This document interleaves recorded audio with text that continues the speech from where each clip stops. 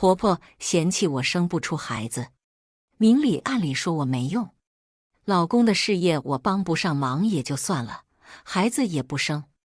我看见在旁边暗暗点头的老公，反手把他送给了有儿子还离异的女领导，让俩人互相折磨。大家好，开始今天的分享之前，希望你能点个订阅，我将会分享更多优质的内容。婆婆又来找事了，一天天的没有孩子照顾，怎么还起不来给我们做早餐？你那个工作也赚不了几个钱，干脆辞职回家伺候我得了。这样的事在我家每天发生不下3次。早上我出门的时候说一遍，下班回家的时候说一遍，晚上睡觉前趴在卧室门上说一遍。我利落的洗脸护肤，然后回房换衣服准备上班。妈，你省心吧，我跟陈坤已经商量好了，现在先拼事业，等过2年就会要孩子了。韩秀兰爆发出一声尖锐的嚎叫。什么？还要过几年？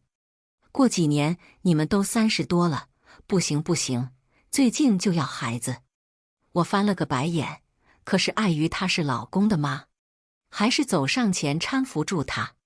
妈，这是我们结婚的时候就说好的呀，现在真的不能生。我以为她是担心我和陈坤年纪大身体不好，到时候会遭罪，可没想到她直接将我推开。那时我以为你们结婚半年左右才准备，没想到这都3年了还不生。我告诉你啊，你不生有的是人给我儿子生。我愣了一瞬，韩秀兰也愣了一瞬，随后赶紧放下架子跟我解释。妈就是着急，你跟陈坤要抓紧了，本来你们年龄就不小了，以后再生对身体不也损害很大吗？我见他语气诚恳，正准备问问他刚才的话是什么意思，当了半天空气的陈坤从卧室出来。走吧，妈就是那样，你又不是不知道。听说今天新上任的总裁会来视察，咱们早点过去。想到即将到来的新总裁，我也提起了几分担心，拿着包匆匆离开。我跟陈坤是一起进公司的，我们俩本来就是大学同学，毕业后又一起收到了公司的 offer， 在日常的相处中慢慢产生了感情，于是在毕业的1年后步入了婚姻的殿堂。眼下打了上班卡，我就坐在自己的位子上办公。有个很难缠的客户，拖了1个月还没签合同。大家过来一下，开会。我们部门基本不在早上开会的，疑惑间我带上笔记本跟了上去。大家好，我是公司新任的 CEO 任泽，这是我的邮箱，以后有什么需要向我汇报的都可以发邮件直接给我。这么好，以前的领导我都不知道邮箱号码的。组长简单介绍了我们几个，又着重点了我的名字。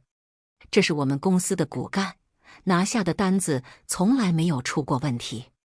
我在公司有4年了，谈成的单子也确实不少，不过一直没有得到一个更好的机会，不然现在也不能还是个小小的业务员。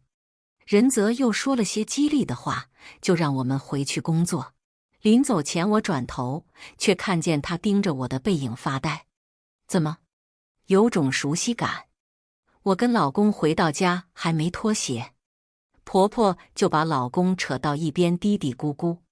等我点了外卖，2人才从次卧出来。小优，怎么还不做饭？陈坤面无表情看向我，像是在例行公事。今天工作太累，不想做饭，我点了外卖，一会就能到。陈坤点点头，进了卫生间。结婚前我就听说过一句至理名言，属于男人的空间只有车和厕所。我们家的车是我在开，陈坤只能选择厕所。我还在研究这个所谓真理的科学性。我的婆婆劈头盖脸就对着我一顿骂。你说你上班，早饭不做也就算了，晚上回来也不做饭，你是想饿死我吗？我不知道他发的什么疯。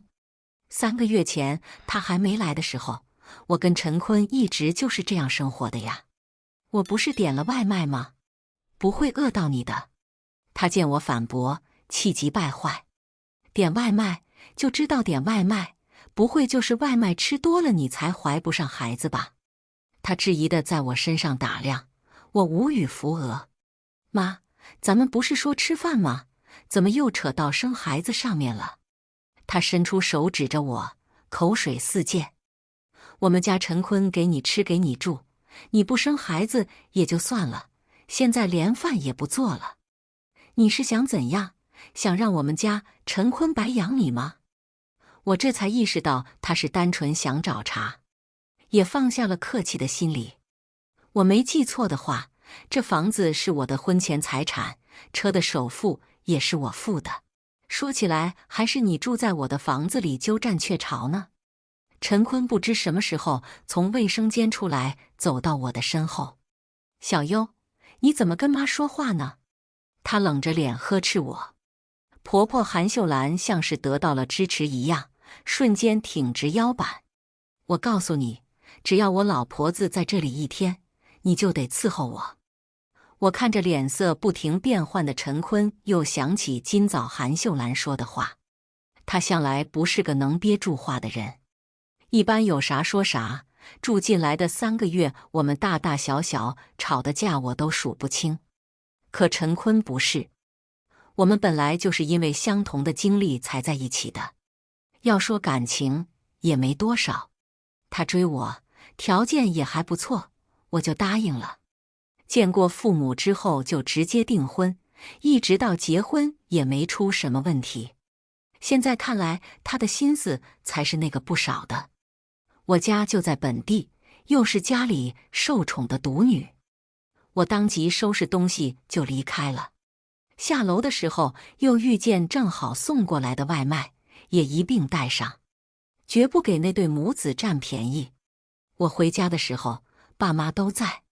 饭桌上，我打开外卖，跟他们聊起了我的怀疑。什么？他竟然敢这么说你？看来我还是太心慈手软了。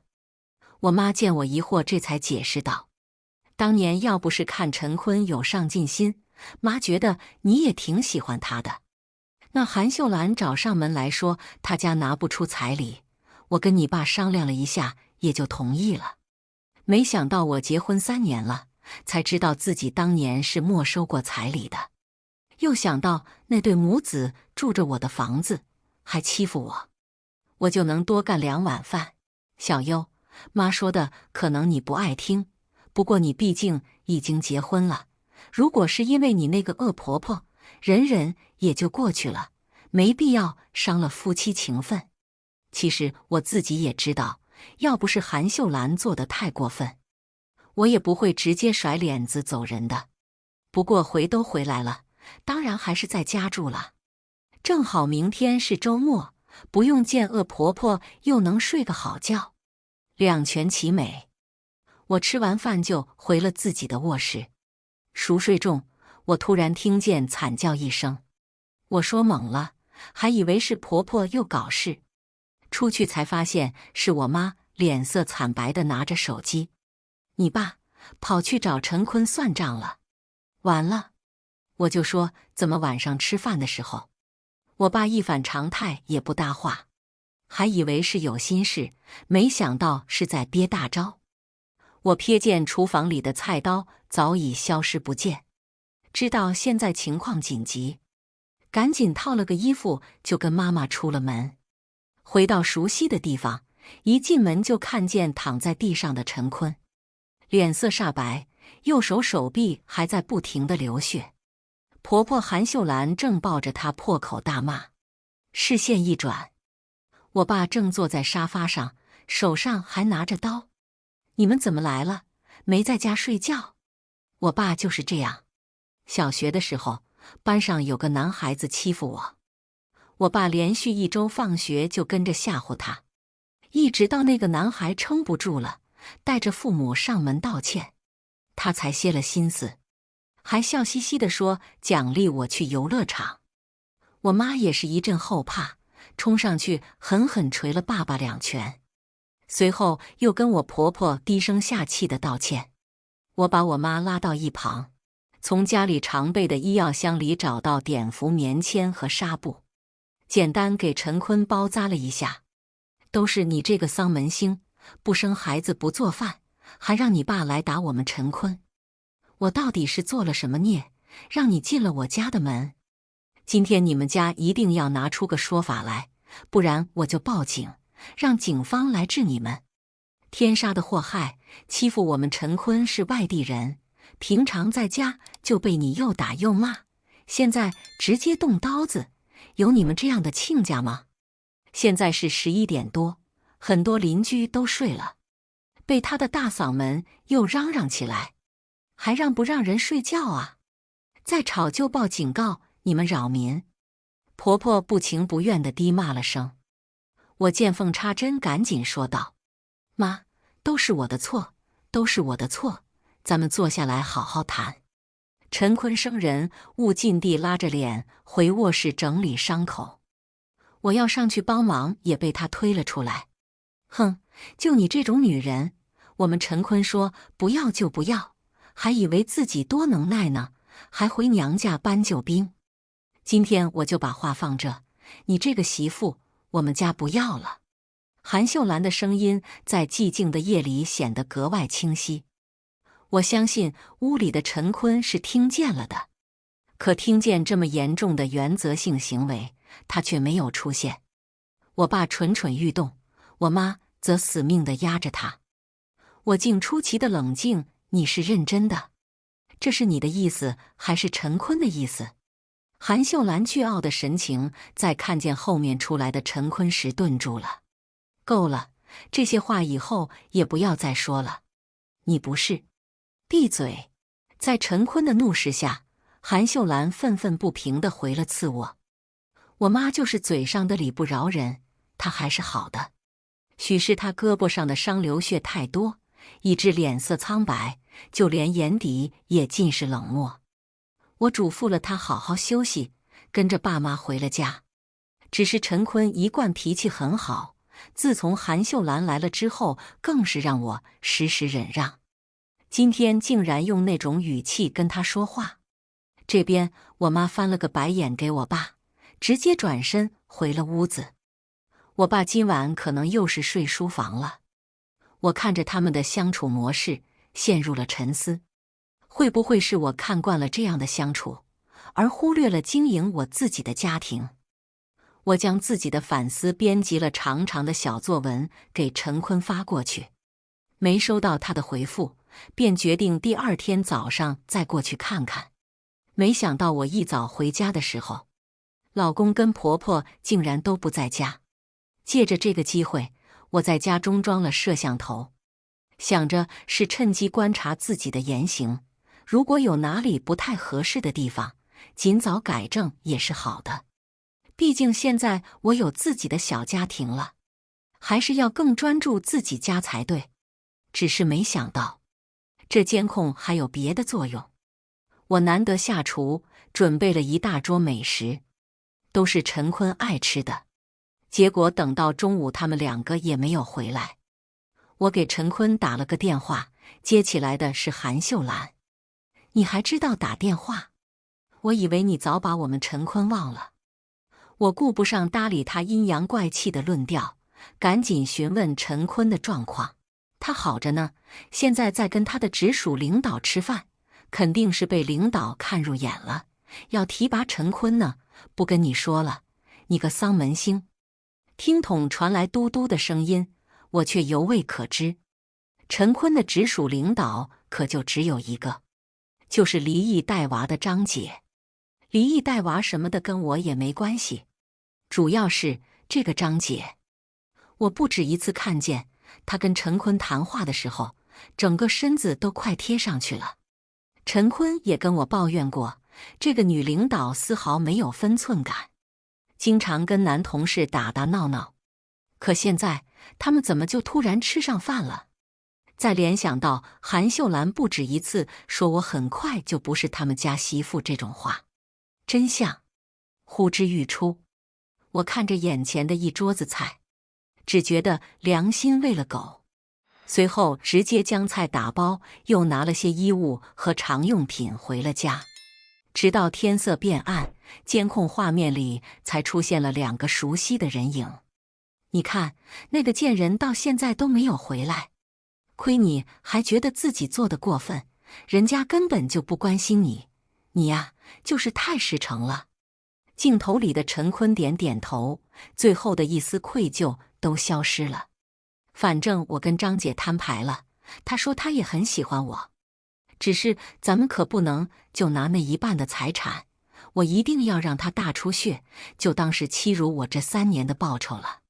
我欺辱她？这事我怎么不知道？韩秀兰则是一惊一乍地叫喊起来：什么？她敢欺负你？她怎么欺负你的？妈改天给你找回场子来。正好，我也想听听，我到底是怎么欺负她的？还不是耍她的大小姐脾气。今年我不就是不记得我们的结婚纪念日了吗？她竟然直接要我立刻去把承诺的礼物买上。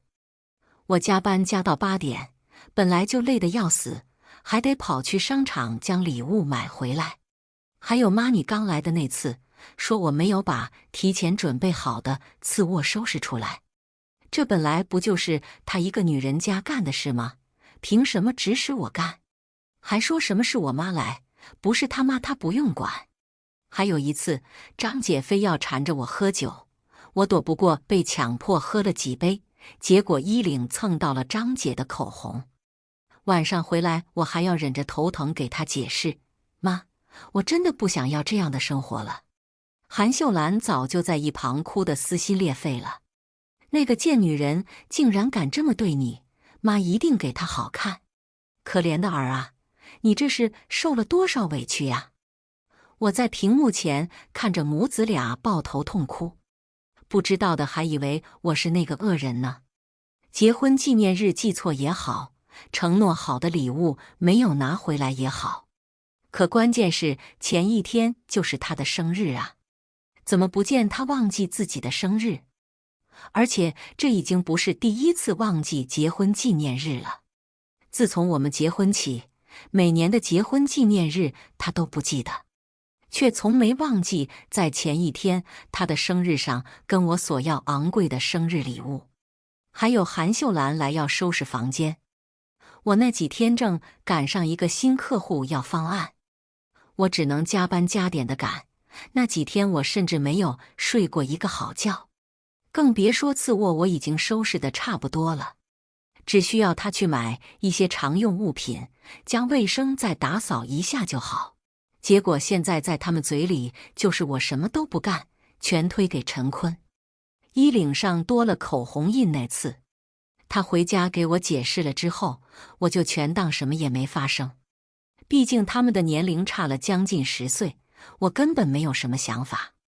他一进门就上赶着解释，之后我专门买了解酒药，又熬了粥给他喝上，忙碌到凌晨1点多才睡下。最后竟然变成了我强迫他解释，还对他不管不顾。好样的！周一的公司例会上，我看见了人群后四处张望的陈坤，他也看见了我，却并没有跟我打招呼的打算。我们俩的关系在公司里不是秘密，同事也好奇地问我：没事，最近闹了点小矛盾而已。小矛盾？真的只是小矛盾？不知道的还以为你们俩是陌生人呢。张丽的脸上满是不屑。张丽就是陈坤的那个女领导，这是我们自己的家事，外人就不要掺和了。我绕开他准备回办公室，经过他旁边时却被他叫住：陈坤没有跟你说吗？周6那天下午他跟我在一起。我管他跟谁在一起呢，反正很快就跟我没有关系了。我的无语被他视为胜利的旗帜，扭着快扭不动的腰肢走过来。我劝你赶紧跟他离婚，早点把位置腾出来，别占着茅坑不拉屎。我也不用这么上赶着吃屎吧。不过被人欺负到这份上了，我也不会再忍气吞声。听你这意思，应该是跟陈坤已经有一腿了。他答应了你什么？你怎么上赶着呀？这个问题我确实很好奇。你，哼，别以为能套出我的话来，你还嫩着呢。我听出一丝不对劲，把他扯到没人的逃生通道。是不是陈坤说我不愿意离婚，才派你来当这个坏人？首先我呢，是非常愿意离婚的，但是他根本没跟我提过呀。这些天我们连面都没见过。他睁大双眼，不可思议。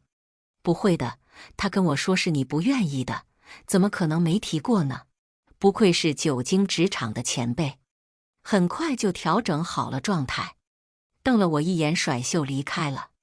我松了口气，却也明白过来，陈坤应该是还有什么打算，不然也不会这么拖着。心情不好，在这躲着干嘛？我抬头就看见了一张陌生中透露着一丝熟悉的脸。来人正是仁泽。看来你还是没想起我是谁。你还记得高中你那个小胖子同桌吗？小胖子同桌，好像是有这么一个人，不过我怎么记得不是这个名字？一转头正对上他幽怨的眼神。我改名字了，高中毕业后就努力减肥来着，倒也不怪你认不出我来。我尴尬地点点头，就当是想起来了吧。你怎么会来我们公司？我开始没话找话，因为这个公司我收购了。哦，收购了？啊，收购了？我震惊地看向他，不敢想象眼前的人竟然如此有钱。对，我大学的时候创业，赚了点小目标，后来打听到你，反正最后就收购了。我没听见后半句。但是大学时候创业还赚了点小目标，点小目标都是人，怎么差别就这么大？天底下的有钱人这么多，多我一个怎么了？仇富心理瞬间占据我的情绪上风，我撂下一个白眼，落荒而逃。下班之后，我久违地回到了家。陈坤疑惑了一下，当作无事发生。可今天被有钱人激到的我不行，也懒得再跟他装。陈坤，你是不是想离婚？陈坤讶异于我主动提出，转头却熟练地换上一副委屈样。是我哪里做的不好吗？我们不是约定好不会轻易提离婚的吗？我们还约定好，出轨的人先自宫呢，你怎么还没自宫？我直接呛声。韩秀兰听见我说话，又蹦了出来：“你这个贱人，将我家陈坤欺负这样，现在说离婚就离婚，肯定是你在外面找了野男人，我打死你这个贱人！”不知怎地，他说野男人的时候，我的脑海里竟然浮现出任泽嘴角噙笑的样子。我失神了片刻，就被眼尖的韩秀兰看见了。你看，你看，被我说中了吧？我就知道是你这个贱人对不起我们家陈坤，现在看你还怎么狡辩！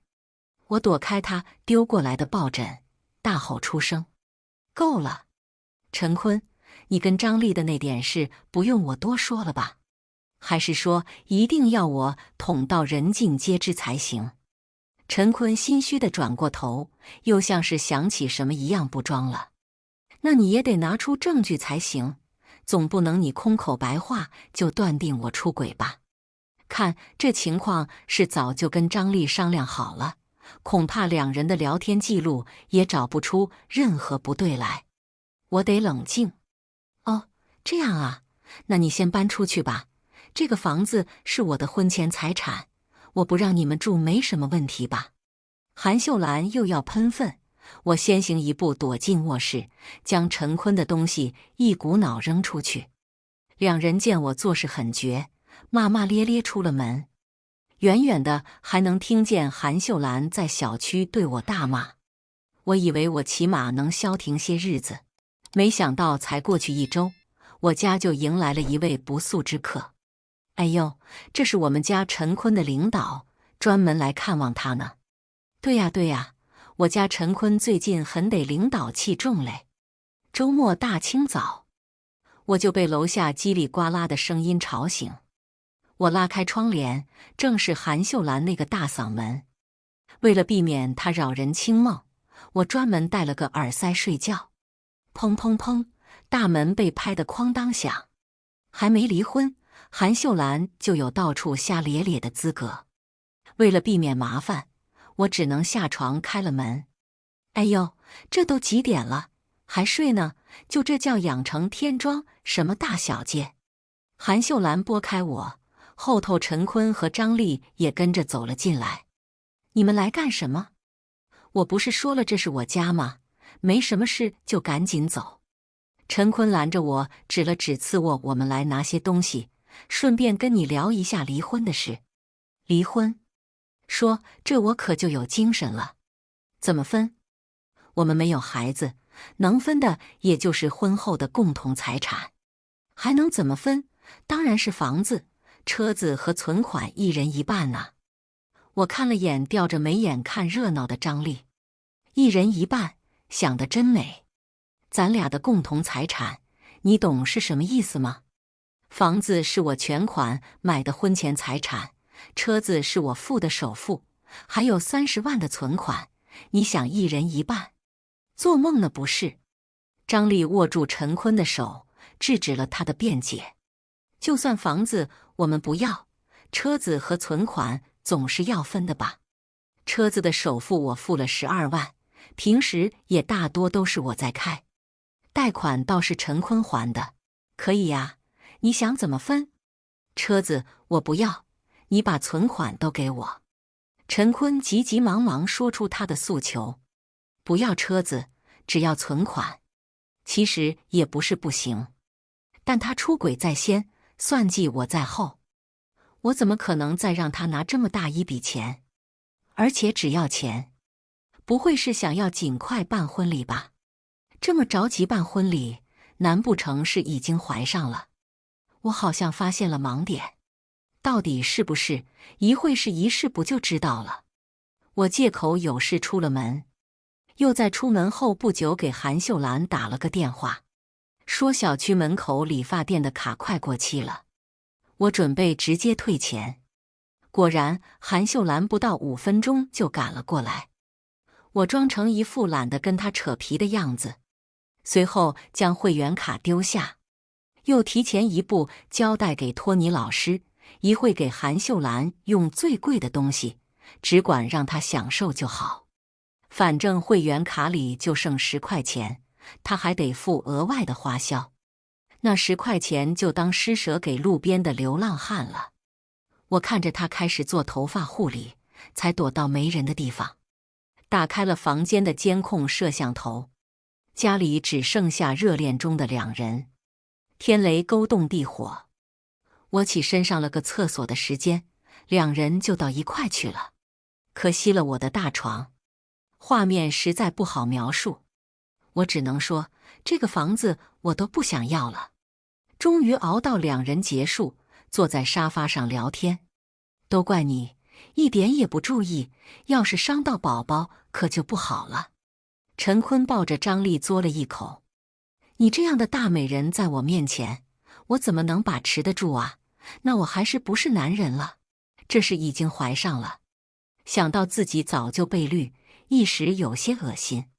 张丽虽然比陈坤大了10几岁，但是长期的保养让她的身材和脸蛋看起来也就是30左右的样子，也难怪陈坤会选择她。不仅在事业上能帮自己一把，家庭方面还能给她生个孩子。就是不知道张丽那个已经上高中的儿子同不同意。隔天上班的时候，张丽又来找我，说的还是要赶紧离婚，赶紧分财产。看她的着急样，好像真的是害怕孕肚明显。直到我偶然间在公司厕所里看见她扔的卫生巾。就算是我没生过孩子，可这样的常识我也是知道的。所以她根本就没怀孕。之所以这么肯定，是因为那天打扫公司厕所的刘姐前脚才收拾了厕所，我着急上却被她抢先一步。拿捏住把柄的我，这下更不着急了。我的房子已经委托给中介出售了，我的意思很明确，就是要陈坤净身出户。可我没想到韩秀兰又跑来作妖了。下班才回到小区，我就看见韩秀兰拉着我妈大吵大闹，靠近几步才听见是在跟邻居吐槽我，就是这家的闺女，整天待在娘家，拖着不跟我儿子离婚，谁知道是不是外头已经有了人。这家人不仅不好好教导他们的女儿，还上门持刀行凶，把我儿子的胳膊都砍伤了。我儿子到现在都不能提重物呢。我可怜的儿子，怎么当时就找了这样一家人来结亲，现在被家暴还不离婚？老天爷，你真是要逼死我呀！他的撒泼很有效，眼见周围的邻居开始对我妈指指点点，我赶紧跑过去推开他。难道不是你儿子着急娶小三？我的条件早就说得很清楚了，是你们不同意离婚，现在又来闹什么？韩秀兰神情激动，你让我儿子净身出户，你想得美！到这份上，我也不藏着掖着。外面的已经怀上了，你们要是不同意，那就以后大着肚子结婚喽，反正我不着急。周围的邻居也明白过来自己是被当枪使了，纷纷指责韩秀兰没良心，自己做错事还想道德绑架受害者。韩秀兰说不过，灰溜溜地跑了。我瞥见我妈灰败的脸色，看来这个张丽没什么本事啊，还得我来加把火。我主动找到她，你没怀孕是吧？她神情闪躲，佯装生气。你自己生不出来，就不要怪别人怀上，这样的嫉妒也太低级了吧。我拿出厕所那张用过的卫生巾的照片摆在她面前。我们的目的一样，合作一把呗。证据确凿，他也没法狡辩。我想要的是陈坤净身出户，什么都带不走。而张丽想要的是陈坤这个人。虽然我不知道他这么做的目的，但目前来看，我们俩完全可以实现合作共赢。第二天，陈坤就来找我说愿意净身出户了。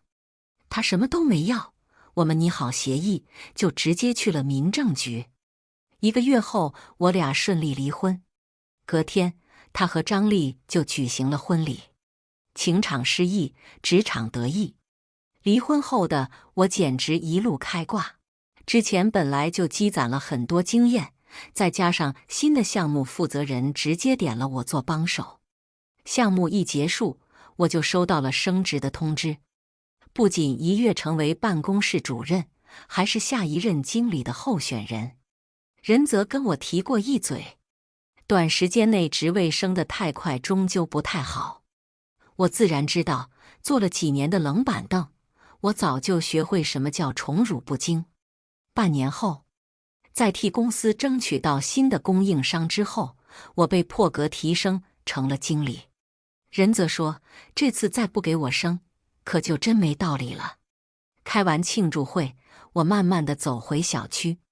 小优，小优，我好想你呀！我最近一直在学一些格斗技巧，虽然算不上精通，可是下意识的自保反应还是有的。我一个闪身，抬脚就踹飞了眼前的男人。那股酒劲散了，我才看清眼前的人。才半年多不见，陈坤整个人消瘦了不少，胡子拉碴，不修边幅，身上的衣服也皱皱巴巴的，说是流浪汉，恐怕也没人否认。小优，是我呀，陈坤。我现在后悔死了。张丽自从跟我结婚之后，不做家务，不做饭。我以前也很少做饭啊，家务也是偶尔心血来潮会收拾一下，这也值当说。关键是他自己不做，就逼着我做。我点个外卖也要被骂半天，还强迫我给他还在上高中的儿子做营养餐。前段时间直接替我把工作辞了，说是这样就可以全力照顾家庭了。最重要的是，他就是个彻头彻尾的骗子。说到这里，他的神色有些癫狂。他根本就没有怀孕，他是骗我的，还专门买了假肚子。要不是我做家务的时候不小心发现，到现在还被他蒙在鼓里。他还骗我说我们的孩子在6个月多月的时候没保住，为此还将我痛骂了好几天。没想到他从开始就计划好了让我背这个锅。我听着有趣，就搭了一句话：那你怎么还不跟他离婚？陈坤见我说话更生气了，还不是他根本不给我钱花，瞒着我把工作辞了，又把我妈给送回老家，还引诱我妈爱上打麻将。每次输了麻将，他就把我骂一顿，然后再给我妈转钱。我妈根本就不让我跟他离婚。我压下翘起来的嘴角，又多嘴问了一句：那你妈咋不说要孩子了？不是催着你一直生孩子吗？陈坤神色一正，落寞下来。其实我也是才知道的，原来我根本就不能生。公司体检的时候，张丽看到我的报告，知道我的种子质量很差，所以才选中了我。体检好像是我入职1年多公司统一组织的，检查项目还挺全的。没想到张丽那个时候就打起了陈坤的主意，他就是为了找一个免费的保姆，想让我照顾他儿子，还不用给我生，每天就是压榨我。小优，我后悔了，都是我的错，你原谅我吧，小优。我看着后面渐渐靠近的熟悉背影笑了。我也想原谅你，可你没离婚啊，我怎么能跟你在一起呢？我们俩呀，就是没有缘分。陈坤还要说什么，突然被揪住耳朵。你想跟老娘离婚？门都没有，大晚上不在家做饭，跑这来作死，你看老娘回家不打死你！张丽给我使了个眼神，随即拖着陈坤的耳朵渐行渐远。隐约还听见陈坤的反驳：不是我，是他勾我的，我就是路过。呵呵，路过到我小区了。陈坤这种人，以前就会躲在他妈背后叫嚣，对我的不满也从来不会主动说出来，而是在背后编排造谣。恶人自有恶人磨，而我，好日子还在后头呢。仁泽最近很不对劲，我一向直来直去，在他再一次把我叫到办公室给我抛媚眼的时候，我直接反手一个巴掌甩到他身上。你到底要干啥？能不能直接说？仁泽愣了一下，脸上浮现出可疑的红晕。你看不出来我在追你吗？说实话，他不说的话，我还真看不出来。我拒绝。为什么？因为单身生活太美好，我不愿意那么快结束。仁泽沉思了一会，像是下定决心的样子。行，那你等不想单身的时候，能不能先考虑我？仁泽不可否认很有魅力，不仅是人，更是平常的处事风格。说实话，我还挺喜欢这类型的男人，尤其是我在处理自己的家事的时候，他并没有动不动就出现在我的生活里，而是在我彻底找回自我的时候才慢慢接近，让我感觉他的分寸感拿捏得很好。鬼使神差的我嗯了一声，仁泽也愣了，将我打发出去之后，同手同脚的在办公室绕了好几圈。他难道不知道办公室的玻璃是透明的，外面都能看见吗？新入职的实习生好奇地问我：姐，任总这是怎么了？你又给他签大单了？我有些脸红，但很快镇定下来。不知道，犯病了吧？以上就是今天分享的故事，希望能点个订阅，我将会分享更多优质的内容。